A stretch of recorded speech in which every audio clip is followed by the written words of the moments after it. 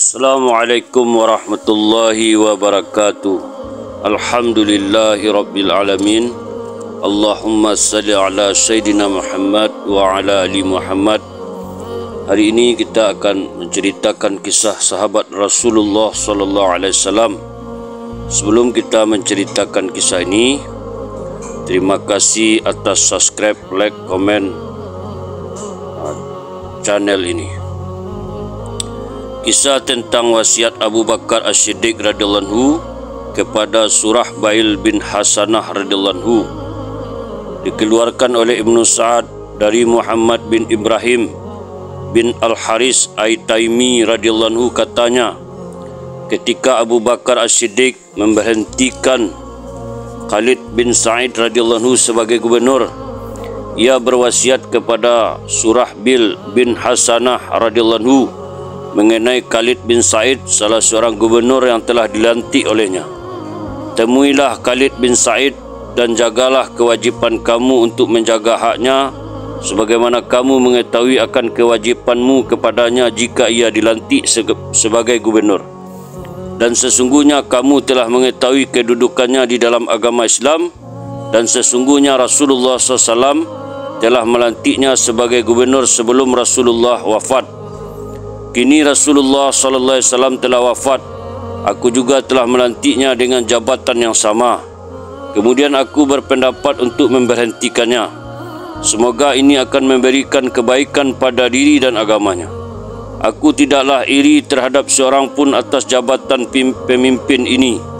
Aku juga telah memberi kuasa kepada Khalid untuk memilih dan melantik pemimpin-pemimpin bagi pasukan-pasukan tentara, dan ia telah memilih dan melantik engkau dari orang selain kamu dan juga saudara sepupunya.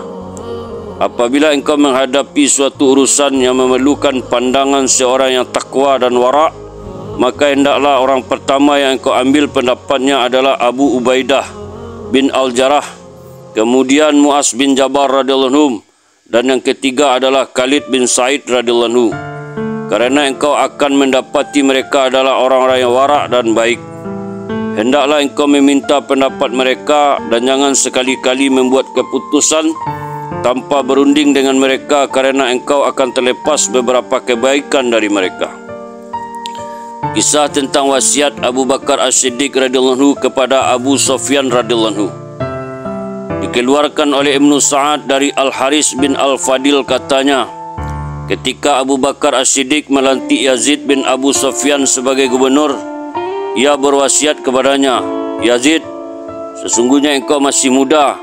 Apa yang engkau timbulkan dari kebaikan yang wujud di dalam dirimu, aku telah berbicara denganmu empat mata, dan aku telah merencanakan untuk mengirim engkau sebagai gubernur di tempat yang jauh dari ahli keluargamu.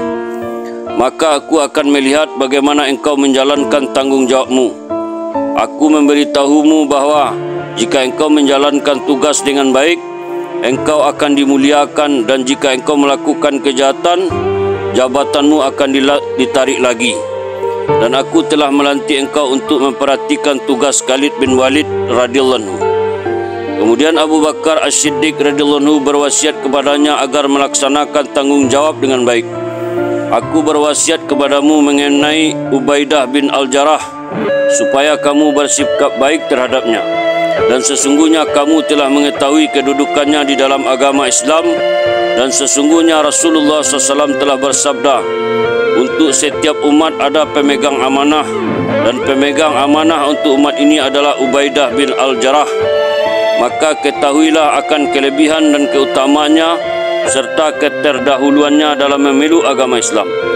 Utamakanlah Mu'az bin Jabal. Kamu telah mengetahui mengenai kesertaannya dengan Rasulullah SAW dalam peperangan, dan sesungguhnya Rasulullah SAW telah bersabda mengenai dirinya, akan datang pada umat ini imam bagi para ulama, maka janganlah kamu memutuskan perkara tanpa meminta pendapat dan berunding dengan mereka berdua. Mereka tidak akan terkesan kerana melakukan kebaikan kepadamu. Yazid pun berkata, ya Khalifah Rasulullah, berwasiatlah kepada mereka berdua mengenaiku sebagaimana engkau berwasiat kepadaku mengenai mereka. Abu Bakar dan berkata, Aku tidak akan membiarkan mereka tanpa berwasiat mengenaimu. Yazid berkata, semoga Allah memberi pahala kepada engkau dengan kebaikan atas usahamu untuk agama Islam. Dikeluarkan oleh Ahmad Al-Hakim dan Mansur bin Su'bah Al-Baghdadi dalam kitab Al-Bra'in, katanya, matannya Hasan dan isnadnya garib. Dan dari Yazid bin Abu Sufyan radhiyallahu anhu katanya, Abu Bakar radhiyallahu anhu berwasiat kepadaku ketika mengirimku ke Syam, Yazid, sesungguhnya engkau mempunyai kerabat dan aku bimbang sekiranya engkau lebih mengutamakan mereka dari tanggung jawabmu sebagai pemimpin. Itu adalah yang paling aku takuti terhadap terjadi padamu, karena Rasulullah sallallahu alaihi wasallam pernah bersabda, barang siapa yang mengurus urusan kaum muslimin dan ia melantik seseorang tanpa hak untuk menjadi pemimpin bagi suatu urusan karena hubungan dekat, maka ia akan memperoleh laknat Allah.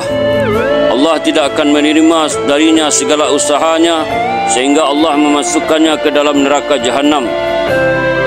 Barang siapa yang memberikan seseorang dari harta kepunyaan saudaranya tanpa hak, maka ia akan memperoleh laknat Allah. Ataupun beliau berkata, maka ia bebas dari tanggungjawab Allah. Sesungguhnya Allah menyeru manusia agar beriman dengannya, maka mereka menjadi pembantu agamanya. Barang siapa melakukan khianat terhadap larangan Allah tanpa hak, maka ia akan memperoleh laknat Allah. Atau beliau berkata, ia bebas dari jaminan dan tanggungjawab Allah Azza wa Jalla.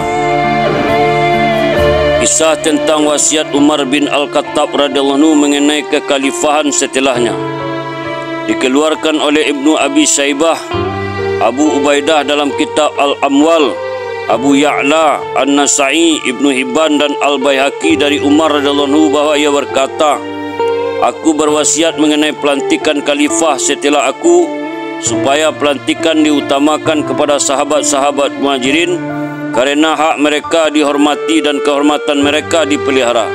Dan aku berwasiat mengenai sahabat-sahabat Ansar, mereka telah memberikan tempat berteduh kepada Rasulullah SAW dan orang-orang yang beriman sebelum mereka. Terimalah amalan kebaikan mereka dan maafkanlah kesalahan mereka. Aku berwasiat supaya ia melakukan kebaikan kepada khalayak, karena mereka adalah pembantu-pembantu agama Islam dan mereka menyuruh bungkam. Mereka menyumbangkan harta benda dan mereka sangat keras permusuhannya terhadap musuh-musuh Islam, dan supaya jangan mengambil harta mereka kecuali yang lebih darinya dengan izin mereka. Aku berwasiat kepadanya mengenai orang-orang Arab Badui, karena mereka adalah akar bangsa Arab dan penunjang agama Islam, agar mengambil zakat unta-unta mereka dan membagi-bagikannya kepada kaum fakir di kalangan mereka. Aku berwasiat kepadanya agar mereka melaksanakan tanggungjawab yang diamanahkan Allah dan Rasulnya dan menunaikan setiap perjanjian dengan khalayak, agar mereka memerangi orang-orang yang menentang Islam, dan janganlah membebankan kepada mereka kecuali yang mampu oleh mereka. Dikeluarkan oleh Abu Sa'ad dan Ibnu As-Sakir dari Al-Qasim bin Muhammad, katanya, Umar bin Al-Khattab radhiyallahu anhu berkata, agar orang yang menjabat khalifah ini setelahku akan menghadapi suatu situasi ketika orang-orang dekat dan yang jauh darinya berusaha untuk merebut jabatan khalifah ini darinya, aku bersedia memerangi orang-orang yang berhasrat untuk merebut jabatan khalifah ini. Dan sekiranya aku mengetahui bahawa di antara orang banyak itu lebih kuat dariku, aku lebih suka dipancung daripada menjadi pemimpinnya.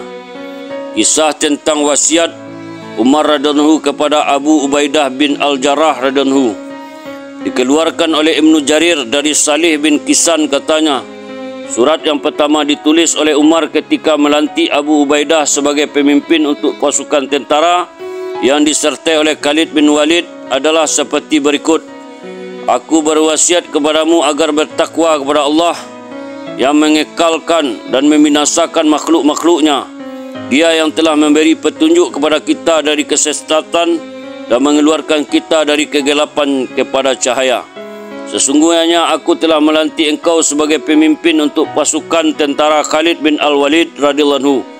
Jagalah al-hihwal pasukan tentara itu sebagaimana kewajipanmu berbuat demikian. Janganlah engkau mengarahkan kaum muslimin kepada kebinasaan dengan memberi harapan untuk memperoleh harta rampasan, dan janganlah engkau memerintahkan pasukan Islam untuk bermarkas di suatu tempat sebelum engkau mengetahui arah dan keadaan sekitarnya.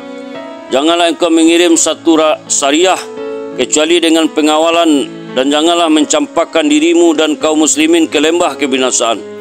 Dan sesungguhnya Allah telah menguji engkau dan aku.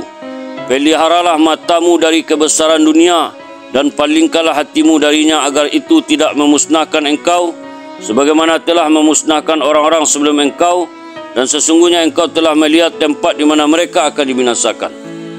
Alhamdulillah, itulah kisah tentang wasiat Abu Bakar As-Siddiq kepada sahabat-sahabatnya. Semoga menjadi pelajaran berharga bagi kita. Kita tutup dengan doa. Subhanallah wa bihamdihi, subhanallah wa bihamdika, asyhadu an la ilaha illa anta, astaghfiruka wa atubu ilaik.